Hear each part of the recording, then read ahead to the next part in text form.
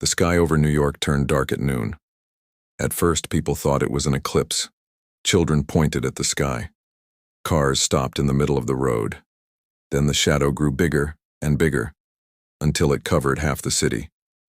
People started to scream. It was not an eclipse. It was a ship. The ship was larger than any building on Earth. It was larger than any mountain. Behind it, thousands of smaller ships appeared one by one, like stars turning on in the night sky. Within minutes, the entire orbit of Earth was filled with metal. News channels around the world switched to live coverage. Reporters could not find the right words. Military bases went on high alert. Phones buzzed with emergency alerts in every country, in every language. But nothing could prepare humanity for what came next. A voice spoke. It came from every screen, every radio, every speaker on the planet at the same time. The voice was calm, cold, and full of power. People of Earth. I am Varos, Emperor of the Krythan Empire. I have conquered 200 worlds. Not one has stopped me. Not one has survived by fighting. You have 24 hours to surrender. If you do not, your planet will be erased from existence. This is not a threat. This is a fact. The message repeated 3 times, then stopped. Silence fell over the world. In an underground bunker beneath Geneva, world leaders gathered for an emergency meeting. The room was full of tension. Generals stood beside presidents. Scientists sat beside kings. For the first time in history, every nation on Earth was in the same room, facing the same enemy. General Elena Voss, the head of Earth's combined defense forces, stood at the front of the room. She was a tall woman with gray hair and tired eyes. She had spent 30 years preparing for wars between nations. She never imagined she would prepare for a war against the stars. "Show them the numbers," she said. A young officer stood up and activated a large screen. It showed a map of the alien fleet in orbit. "Their fleet contains approximately 80,000 ships," the officer said. His voice shook slightly. "Some of them are larger than our biggest aircraft carriers. Their flagship alone is the size of a small moon. Our combined military forces, all nations together, have less than 3,000 ships capable of space combat. Most of those are old satellites or basic defense stations. We do not have a real space fleet. We were not ready for this." The room went quiet again. Someone in the back whispered, "We are finished." President Okafor of the African Union stood up. He was a calm man, known for his careful words. "What are our options?" he asked. General Voss looked at the screen for a long moment. "There are only 2. Surrender and become slaves under an alien empire, or fight, and most likely die." A murmur went through the room. Some leaders looked down. Others closed their eyes. The weight of the moment was heavy on every face. Then an old man stood up from the back row. He wore a simple navy uniform, worn out from years of use. His hair was white and his hands shook slightly, but his eyes were sharp and clear. This was Admiral James Reyes, a retired officer who had once led Earth's largest joint naval exercise before retiring 5 years ago. Nobody had expected him to be in this meeting. He had been added at the last minute as an advisor. "There is a third option," Reyes said. His voice was calm, but firm. Everyone turned to look at him. "And what is that?" President Okafor asked.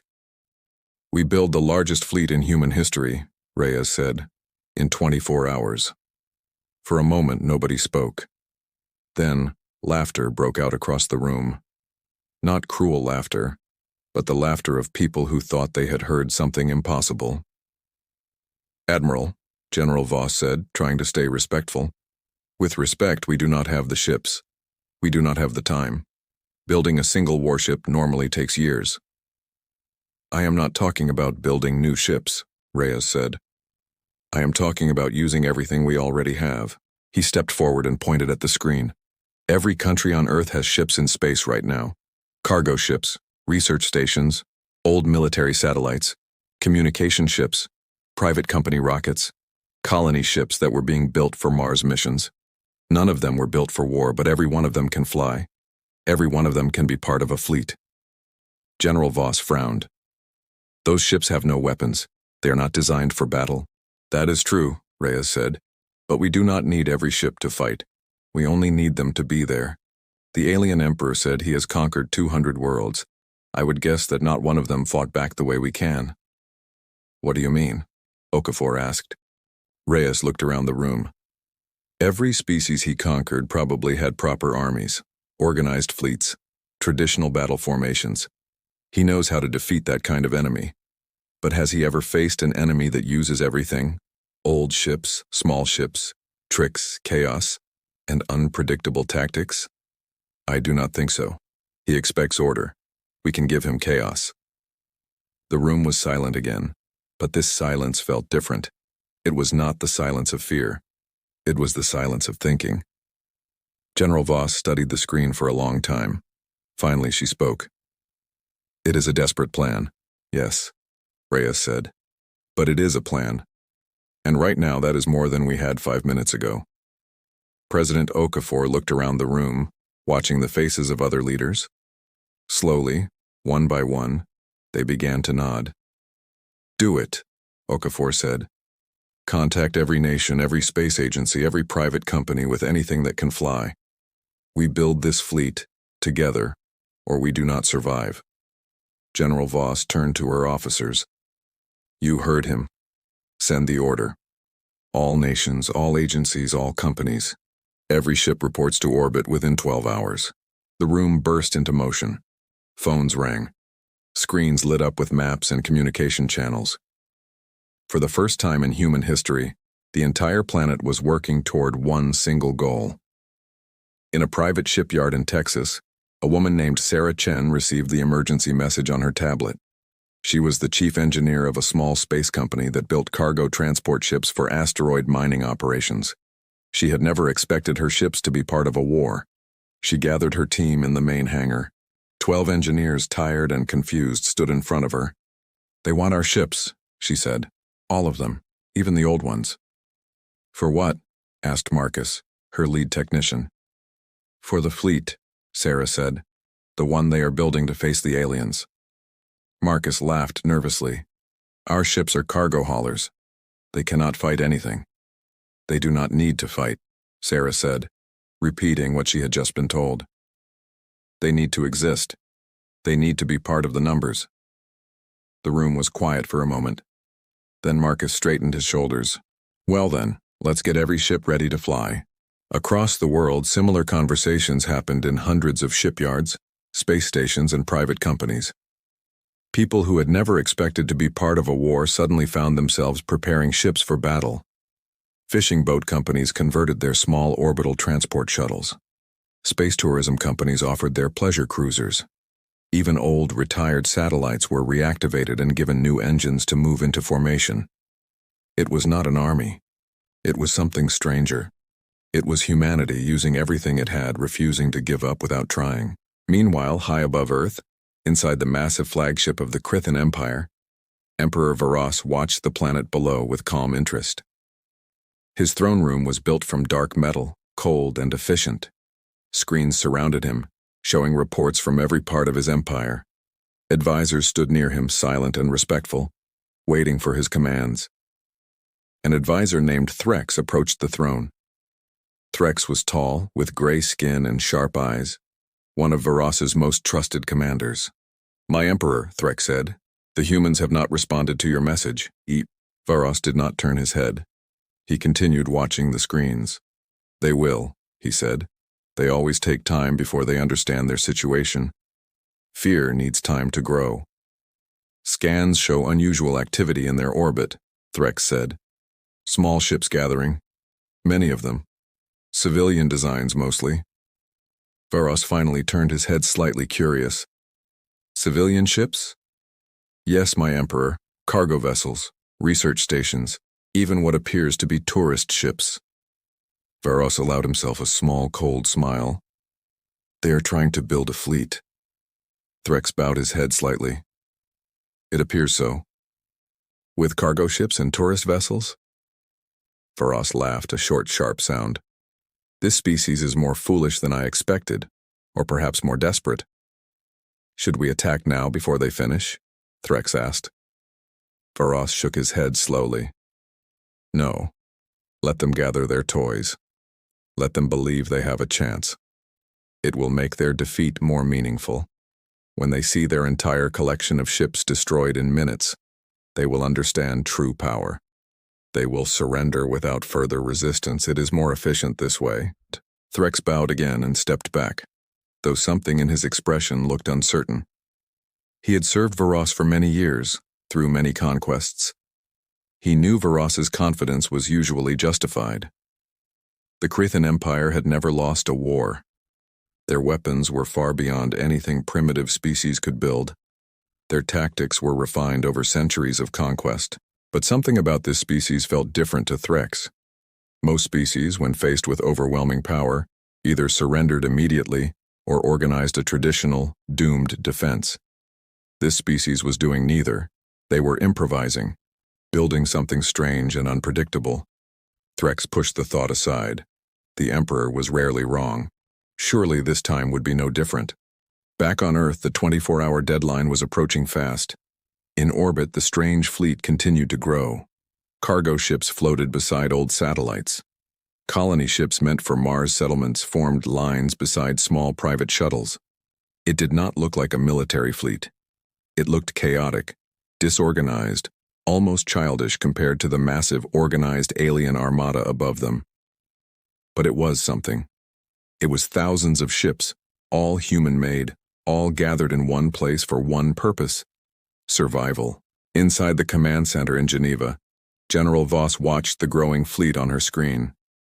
Admiral Reyes stood beside her, watching silently. "We have gathered nearly 6,000 ships," an officer reported. "More are arriving every minute." "It is still far fewer than their fleet," General Voss said quietly. "Numbers are not everything," Reyes said. "Emperor Varos expects an organized battle. He expects ships in formation, following predictable strategies. We will give him something he has never seen before." "And what is that?" Voss asked. Reyes turned to look at her, his old eyes steady and calm. "Chaos with purpose. Confusion that has a plan behind it. He has conquered 200 worlds by defeating armies. He has never had to fight an entire population." Voss nodded slowly, though worry still lingered in her eyes. "I hope you are right, Admiral." "So do I," Reyes said quietly. Outside, in the growing darkness of space, thousands of human ships continued to gather, engines glowing like small stars against the black void. Far above them, the massive Krithan fleet waited patiently, confident and unshaken, expecting an easy victory. Neither side knew that in just a few hours, everything they believed about war, about power, and about survival would be tested in ways nobody could predict. The deadline was close, and Earth was preparing not just to fight, but to prove that even the smallest, most unlikely combination of desperate people can become something the galaxy has never seen before. As the final hour approached, Admiral Reyes stood alone for a moment near a large window in the command center, looking up at the sky. He could not see the ships directly, but he knew they were there, waiting, ready. He thought about the words the Emperor had spoken. Not one has survived by fighting. Reyes allowed himself a small, tired smile.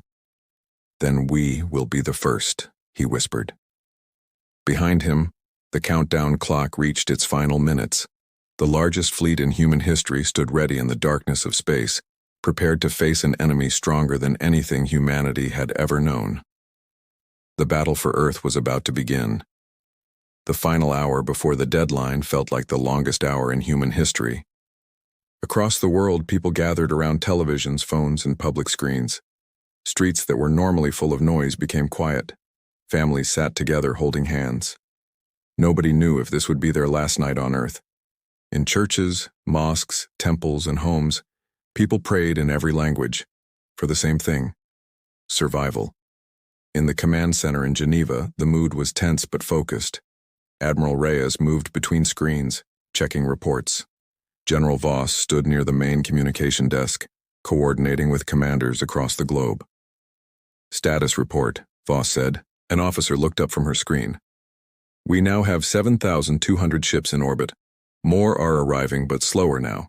We are running out of things that can fly." It will have to be enough, Reyes said. Voss turned to him. Admiral, having ships is one thing, but most of these ships have no weapons. What exactly is our plan once the battle begins? Reyes walked to a large table in the center of the room. On it was a holographic map showing Earth, the alien fleet, and the scattered human ships. He waved his hand over it and the image zoomed in. Let me show you, he said. 3 hours earlier, while ships were still gathering, Reyes had called a smaller meeting. Only a few people were invited: General Voss, a brilliant young engineer named Dr. Amara Singh, and a quiet man named Colonel Dmitry Volkov, an expert in old alien technology. Dr. Singh was only 28 years old, but she was known as one of the smartest minds in orbital engineering. She had built the guidance systems used in most of Earth's satellites. When Reyes explained his idea to her, her eyes lit up with excitement, not fear. You want to use the ships as a distraction, she said, understanding immediately. Exactly, Reyes said. We cannot win a direct battle. Their weapons are far stronger than ours. But we do not need to win a direct battle. We need to confuse them, slow them down, and hit them where they are weak. And where are they weak? Voss asked. Reyes turned to Colonel Volkov. Tell them what you found. Volkov stepped forward. He was a serious man, calm and precise, the kind of person who noticed small details others missed. 6 years ago, he said, a small Krithan scout ship crashed near Siberia. It was likely testing our planet before this invasion. We recovered pieces of its technology. Most of it we could not understand. But one thing became clear. He pulled up an image on the holographic table. It showed a strange, glowing device. Their shields, Volkov continued, are powerful, but they rely on a stable energy field. If that field is disrupted with a very specific frequency, the shields become unstable for a short time, only a few seconds, but it is enough. Enough for what? Voss asked. Enough for a direct hit to actually damage the ship, Volkov said. Their weapons are stronger than ours, yes, but if we can drop their shields, even for a moment, our weapons could actually cause real damage. Dr. Singh leaned forward, excited. I can build a device that produces that frequency. Using the crashed ship's technology as a base, combined with our own satellite systems, we could create disruptor pulses. How many can you build in a few hours? Reyes asked. Singh thought for a moment. Not many. Maybe 20, working with teams around the world at the same time. But if we place them correctly, they do not need to be everywhere, Reyes said. They need to be at the right moment, in the right place. Back in the present moment, standing at the holographic table, Reyes explained the plan to General Voss. We use civilian ships to create chaos, he said. Thousands of small, fast, and unpredictable targets. The Krithan fleet is designed to fight organized armies, not chaos. Their computers will struggle to track so many small, moving objects at once. And the disruptor devices? Voss asked. 20 ships hidden within the larger group, each equipped with one of Dr. Singh's devices. When the battle begins and their fleet focuses on destroying our ships, these 20 ships will move close to key alien vessels and activate the disruptors. For a few seconds, shields will drop. And in those few seconds? Voss asked. Reyes pointed to a section of the map showing a cluster of ships near the back of the fleet. We have 12 modified ships with real weapons, old military satellites, converted mining lasers, and repurposed defense stations. Not powerful compared to Krithan weapons, but powerful enough to cause damage if the shields are down. Voss studied the plan carefully. It is complicated. It requires perfect timing. Yes, Reyes admitted. It is a risk. But it is our best chance. Voss was quiet for a long moment, then nodded slowly. Very well, Admiral. We move forward with your plan. While the plan was finalized, Dr. Amara Singh worked with her team in a small laboratory attached to the command center. Around her, screens showed calculations, and engineers moved quickly, connecting wires and adjusting devices. We need 6 more disruptors by morning, she said to her team. Everyone focus. A young engineer named Thomas, barely older than 22, worked beside her. His hands shook slightly as he connected 2 wires. Dr. Singh, he said quietly. Do you really think this will work? Singh paused and looked at him. She could see the fear in his eyes, the same fear that everyone on the planet was feeling. I do not know, she said honestly, but I know that doing nothing means certain defeat. This gives us a chance. That is more than we had yesterday. Thomas nodded, took a deep breath, and continued his work. Across the room, another engineer, an older woman named Priya, spoke up. My father used to say something, she said. He said that when you are small and someone is big, you do not fight them directly. You use their size against them. Singh smiled slightly. That is exactly what we are doing. Meanwhile, in the growing fleet in orbit, Sarah Chen and her team from the Texas shipyard prepared their cargo ships for their new role. Marcus, her lead technician, floated beside her, checking systems. We are just supposed to fly around and be targets? He asked, not fully understanding the plan. We are supposed to be unpredictable, Sarah corrected him. Random movements, changing directions constantly, making it hard for their computers to track us. It sounds simple, but it is important. And if they hit us? Marcus asked quietly. Sarah did not answer immediately. She looked out of the ship's window at the massive alien fleet in the distance, glowing with strange lights. Then we hope enough of us survive to make a difference, she said finally. Marcus nodded, though his face remained tense. Around them, other cargo ships adjusted their positions, forming loose, scattered groups instead of organized lines. It looked strange, almost random, but every pilot had been given clear instructions: move unpredictably, avoid direct confrontation, and protect the ships carrying the disruptor devices. High above, inside the Krithan flagship, Emperor Varos continued watching the growing human fleet with mild curiosity. Commander Threx stood beside him, studying the scans carefully.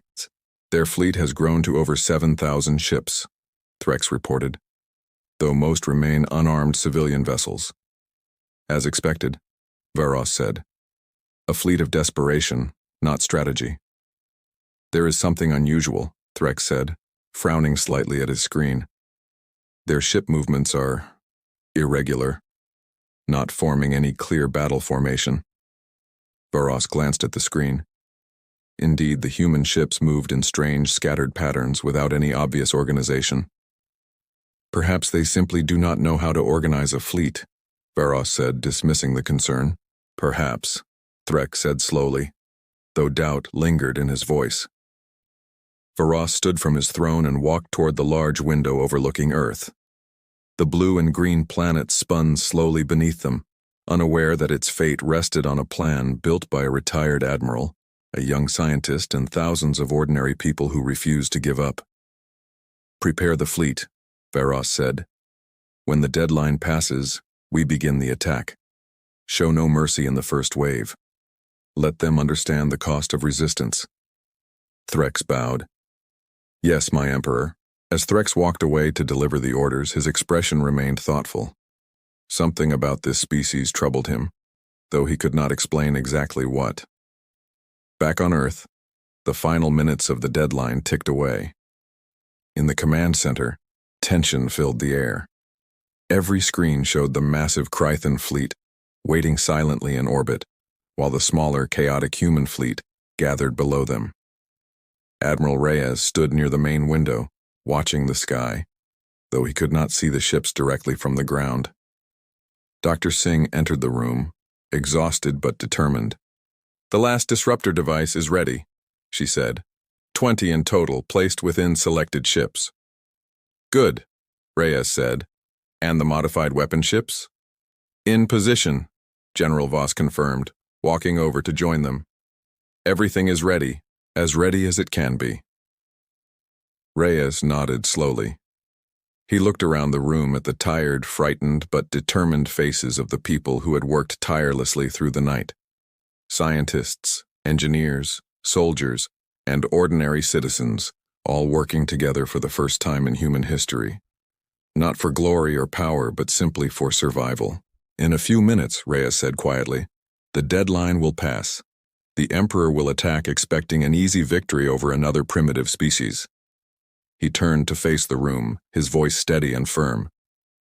But he does not know humanity. He does not know that when we are pushed to the edge, we do not simply give up. We adapt. We create. We fight in ways nobody expects. The room was silent, listening. We may not win today, Reyes continued. But we will make sure the galaxy remembers that Earth did not fall without a fight. In the command center, the situation grew desperate. Screens flashed with warnings as more human ships were destroyed. "We are losing too many ships too quickly," an officer shouted. "Their full fleet has engaged." General Voss turned to Reyes, worry evident in her eyes. "Admiral, we cannot withstand a full assault much longer." Reyes, still aboard his damaged ship, gritted his teeth as another explosion rocked the vessel. "How many disruptors remain active?" 15 successful activations. Dr. Singh's voice came through, slightly breathless from the chaos around her. 7 more remaining, but enemy ships are actively hunting our disruptor teams now. "Then we need to buy more time," Reyes said firmly. "All remaining defense ships converge on my position, draw their attention. Protect the disruptor teams at all costs." Ships across the fleet responded immediately, converging toward Reyes's location, drawing enemy fire away from the remaining disruptor teams. The battle intensified, chaotic and desperate, as human pilots fought with everything they had, using tricks, speed, and sheer determination against overwhelming alien firepower. Aboard the flagship, Varos watched the growing chaos with increasing frustration. Despite his fleet's overwhelming size and power, the constant disruptions and unpredictable human tactics prevented a swift, decisive victory. "Status report," Varos demanded. 7 cruisers destroyed, Threx reported grimly. Numerous smaller vessels damaged. Enemy losses are significant, but their remaining ships continue to disrupt our formations effectively. Varos's grip tightened on the armrest of his throne.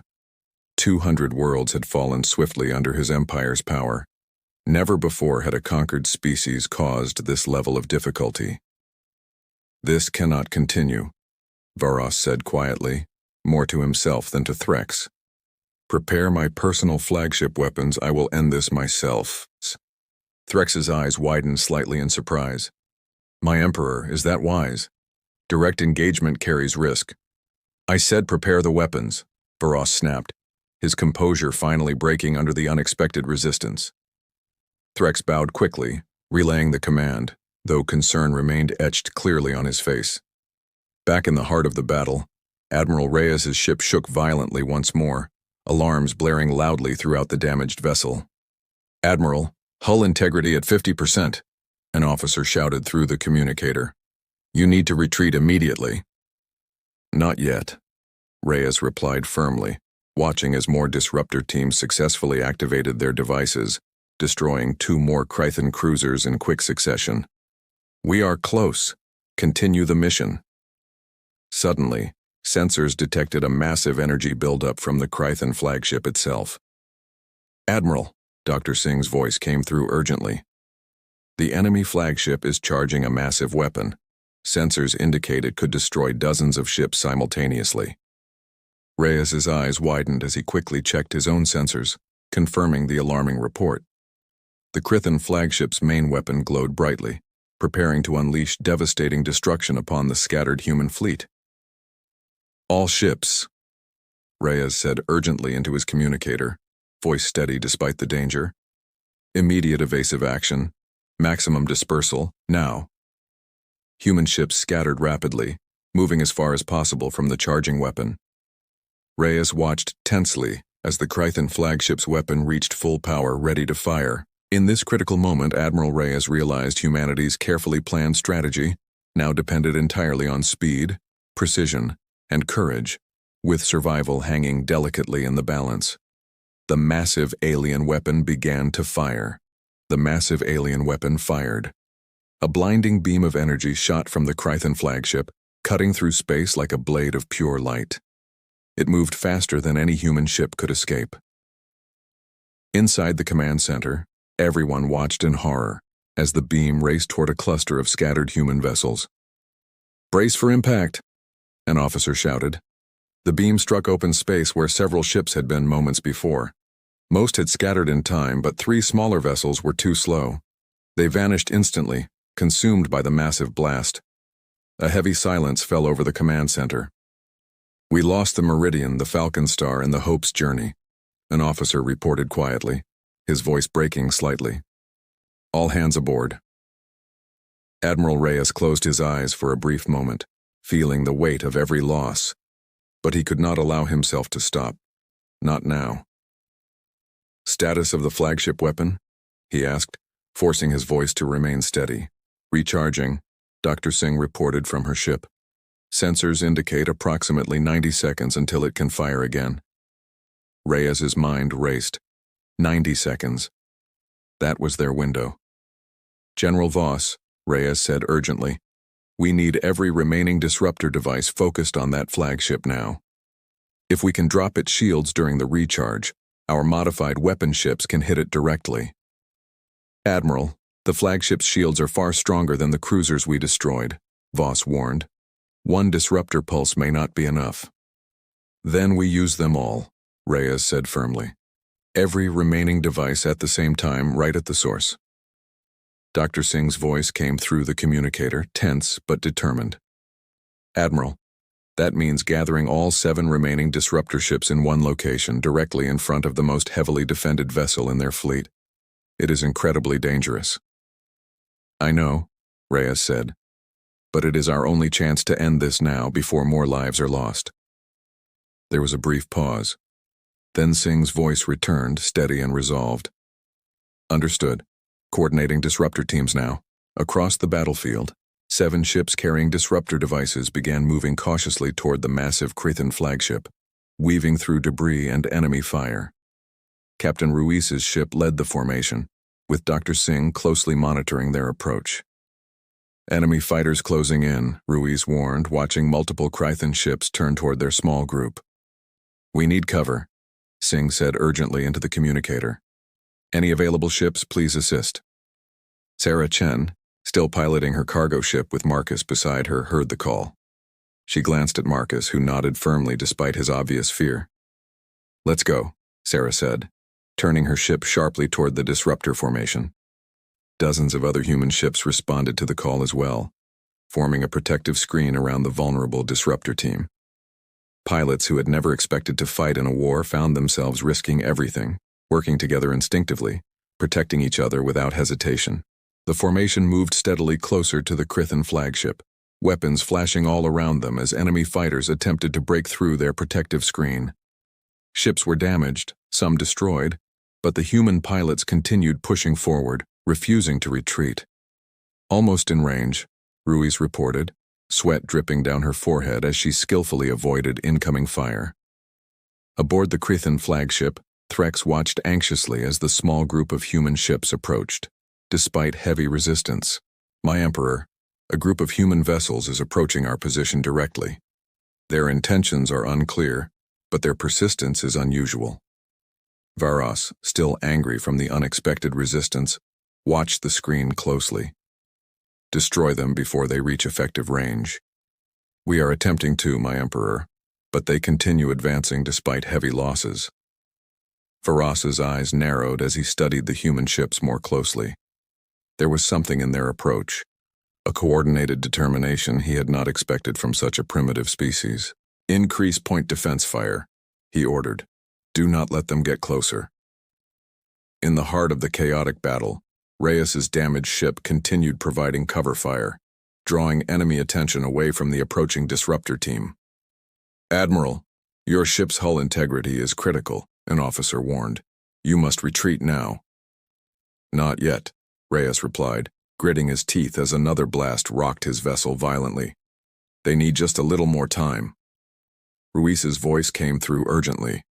We are in range, preparing to activate all disruptors simultaneously. Do it now, Reyes shouted. 7 ships, positioned carefully around the massive Krithan flagship, activated their disruptor devices at the exact same moment. A powerful, invisible pulse spread outward, striking directly at the flagship's shield generators. For a tense moment, nothing happened. Then, slowly, The massive shimmering shield around the Krithin flagship began to flicker, weaken, and finally collapse entirely. "Shields down!"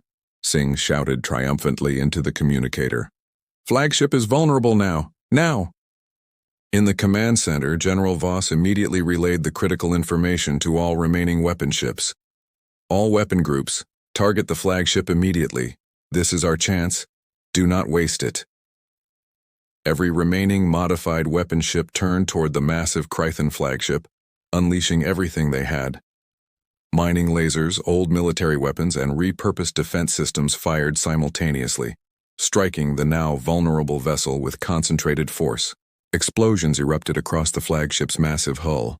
Alarms blared loudly throughout its interior as critical systems began failing rapidly. Aboard the flagship, Varas stumbled slightly as a powerful explosion shook the entire ship. "Status report," he demanded, his voice filled with disbelief and anger. "Multiple critical systems damaged," Threx reported urgently.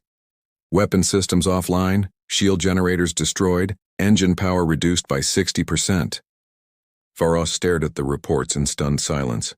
In 200 conquered worlds, his flagship had never sustained this level of damage.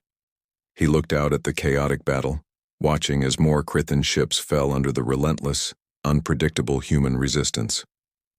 For the first time in his long history of conquest, Emperor Varas felt something unfamiliar rise within him. Doubt. "My Emperor," Threx said urgently, "our fleet losses are mounting rapidly. If we continue this engagement, we risk losing significant military strength. I recommend immediate withdrawal." Varas remained silent for a long moment, staring at the chaotic battlefield outside his window. Ships, both human and Krithin, continued to clash violently, explosions lighting up the darkness of space. Finally, Varas spoke, his voice quieter than before. "Order a full retreat. All remaining ships withdraw immediately." Threx nodded quickly, relaying the urgent command. Across the battlefield, Krithin ships began retreating, pulling back from the fierce, unpredictable resistance they had encountered. In the command center, cheers erupted as reports came in, confirming the alien retreat. "They are retreating!" an officer shouted excitedly. "The Krithin fleet is withdrawing." General Voss allowed herself a rare smile, relief flooding through her exhausted body. "Admiral Reyes, did you hear that?" There was a brief pause before Reyes's tired but relieved voice responded. "I heard, General. Good work, everyone." Throughout the fleet, exhausted pilots watched in disbelief as the massive Krithin armada slowly retreated, pulling back into the darkness of space. Sarah Chen, still gripping her ship's controls tightly, let out a breath she had not realized she was holding. "We did it," Marcus said quietly beside her, disbelief evident in his voice. "We actually did it." Sarah nodded slowly, tears forming in her eyes as she watched the alien fleet retreat further into the distance. "We did." Hours later, as the immediate danger passed, world leaders gathered once again in the command center, this time not in fear, but in cautious relief and quiet celebration. Admiral Reyes stood before them, exhausted but proud, having survived his ship's critical damage. "The Krithin fleet has retreated beyond our solar system," General Voss reported. "Emperor Varas has requested communication, not to continue the attack, but to negotiate terms." President Okafor stepped forward, his expression thoughtful. "Negotiate? After everything they threatened?" "It appears," Reyes said, "that Earth has proven itself far more capable than the Emperor initially believed. Perhaps he now understands that conquest will not come easily here." Okafor nodded slowly, turning to address the room. "Then let us meet him not as a defeated people but as equals who have earned their place among the stars." A quiet determination spread through the room. Officers straightened their shoulders. Engineers wiped tired eyes and returned to their monitors. Even General Voss, usually calm and controlled, felt a small flicker of hope rise in her chest. Outside, in the darkness of space, the human fleet continued its strange, chaotic dance, preparing for a battle unlike anything the galaxy had ever seen. The countdown reached its final seconds. 10, 9, 8. Inside the Krithin flagship, Emperor Varos watched calmly, confident in his empire's endless power. 7, 6, 5. In the command center on Earth, Admiral Reyes closed his eyes for a brief moment, thinking of everyone counting on this desperate plan to work. 4, 3, 2, 1. The deadline passed. For a moment, everything was silent. Then, the massive Krithan fleet began to move, thousands of ships advancing slowly toward Earth's scattered chaotic defense. The battle for humanity's survival had begun. The Krithan fleet moved forward like a wall of dark metal, blocking out the stars. Thousands of ships advanced together, their engines glowing with cold blue light. From Earth, it looked like the sky itself was falling. Inside the flagship, Emperor Varos sat calmly on his throne, watching the advance on his screen. Commander Threx stood beside him, alert and focused.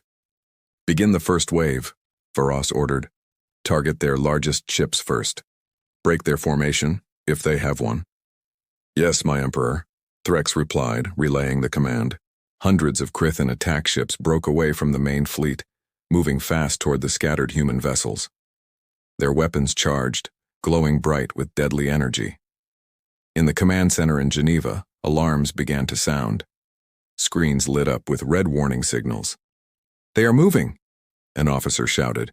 "First wave incoming, 500 ships heading directly for our position." Admiral Reyes stood firm, watching the map carefully. "All ships, execute evasive pattern Delta. Scatter formation, do not group together." Across the fleet, human pilots received the command. Cargo ships, research vessels, and old satellites began moving in unpredictable directions, breaking apart into smaller, scattered groups. Inside her ship, Sarah Chen gripped the controls tightly. "Marcus, hold on!" The ship jerked sideways as she pulled hard on the controls, avoiding a group of alien fighters passing dangerously close. "They are fast!" Marcus shouted, watching the radar screen fill with enemy signals. "That is why we do not fly straight," Sarah said, sweat forming on her forehead as she guided the ship through sharp, sudden turns. Around them, hundreds of other ships did the same, moving in strange, random patterns. The Krithan attack ships, expecting organized enemy formations, found themselves confused. Their targeting systems struggled to lock onto ships that constantly changed direction and speed. Aboard the flagship, Threx frowned at his screen. "My Emperor, our attack ships report difficulty targeting the enemy. Their movements are unpredictable." Varos's eyes narrowed slightly. "Explain." "They do not fly in formation. They move randomly, without any clear pattern. Our targeting computers are designed to predict enemy movement based on standard military tactics. This is different." For the first time, a small flicker of concern crossed Varos's face, though he quickly hid it. "Send more ships. Overwhelm them with numbers if precision fails." "Yes, my Emperor." More Krithan ships joined the attack, filling the space around Earth with deadly energy blasts. Several human ships were hit, exploding into bright flashes of light. Each loss was felt deeply by everyone watching from the command center. "We are losing ships," an officer reported, voice tight with tension. 12 destroyed so far." Reyes clenched his jaw but kept his voice steady. "Continue the plan. We need them to fully commit their forces first." Deep within the chaotic battle, 20 specially chosen ships moved carefully, avoiding direct combat while positioning themselves near key Krithan vessels. Inside one of these ships, Dr. Amara Singh sat beside the pilot, watching the disruptor device carefully. "We are close enough," she said, voice calm despite her racing heart. "Prepare to activate on my signal." The pilot, a young woman named Captain Elena Ruiz, nodded, guiding the ship carefully through the chaos, avoiding enemy fire while moving closer to one of the larger Krithan cruisers. "Almost in range," Ruiz said. Singh checked her instruments one final time. "Now." She pressed the activation switch. A soft hum filled the ship as the disruptor device released a powerful, invisible pulse toward the nearby Krithan cruiser. For a brief moment, nothing seemed to happen. Then, on the enemy ship, its shimmering shield flickered and disappeared. "Shield down!" Singh shouted into her communicator. "Target Cruiser 7, shields down, now, now!" In the command center, General Voss immediately relayed the message to the modified weapon ships positioned nearby. "Weapon Group 1, target confirmed, fire immediately." 12 repurposed ships equipped with mining lasers and old military weapons turned quickly toward the now vulnerable Krithin cruiser. In perfect coordination, they fired everything they had. Bright beams of energy struck the alien ship's hull, causing massive explosions across its surface. Without its protective shield, the cruiser could not withstand the sudden attack. Within seconds, the massive vessel broke apart, debris scattering into space. Cheers erupted in the command center. "We hit them!" an officer shouted. "Direct hit, enemy cruiser destroyed." Admiral Reyes allowed himself a small smile, though he quickly regained his focus. "Do not celebrate yet. This is only the beginning. Continue the plan. Activate the next disruptor when ready." Aboard the Krithin flagship, alarms blared loudly. Threx's expression turned to shock as he watched the reports. "My Emperor, Cruiser 7 has been destroyed." Varos's calm expression finally broke, replaced by anger and confusion. "Destroyed? By what weapon? Their ships carry no significant firepower." "Unknown," Threx said, quickly analyzing the data. Sensors detected a brief disruption in the cruiser's shield generator, followed immediately by concentrated weapon fire. Varos stood from his throne, his eyes narrowing dangerously. "They found a weakness in our shields." "It appears so, my Emperor." Varos's hands clenched into fists. In 200 conquered worlds, no enemy had ever managed to breach Krithan's shield technology. This was unprecedented. "Find those ships responsible," Varos ordered, his voice cold and sharp. "Destroy them immediately. Do not let this happen again." "Yes, my Emperor." Back in the battle, Krithan ships began actively searching for the source of the shield disruption. Captain Ruiz's ship, having just activated its disruptor device, became a primary target.